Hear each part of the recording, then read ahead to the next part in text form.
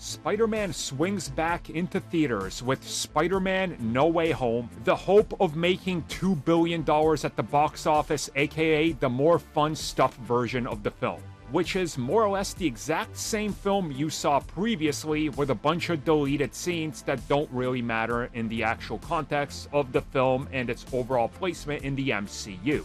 So ultimately, you are paying, once again, to watch a bunch of stuff you can already watch. So if you're wondering if I'm recommending this or not, I definitely am not recommending you spend more money on this. Instead, just watch the Blu-ray, 4K, or whatever version of the film you have.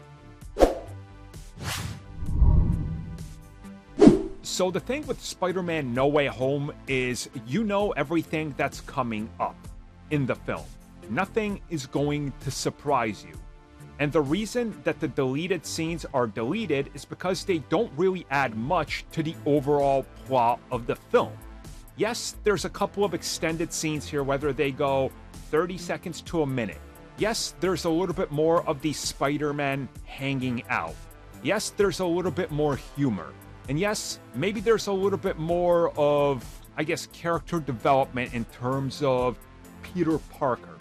But overall, what you're getting is more or less everything we've seen released throughout the different versions of the film as deleted scenes, just added in to fluff in an additional, I think I counted maybe 9 to 10 minutes of the film that ultimately don't really add much.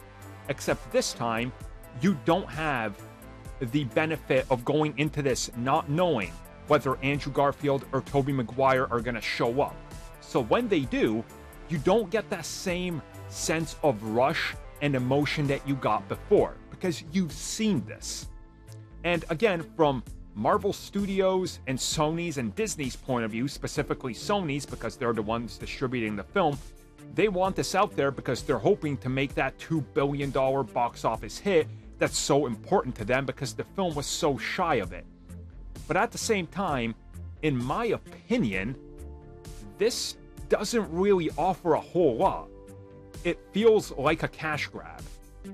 And I dare say this isn't even as good as those 0.5 versions of films we got previously from Sony. Because those had legitimate scenes that were cut because they were so worried about runtimes of the film back then, because you were insane if you were going to give a superhero 2 hours or over. Now, you're just fluffing this out. And at the same time, there's still some problems with the visuals that could have been fixed that haven't. There's still some flat-looking scenes I've noticed, and various things. And again, I'm not just meaning to make this like a 4-minute review or whatever, hating on this. I'm just pointing out that this is a blatant cash grab that does not need to exist.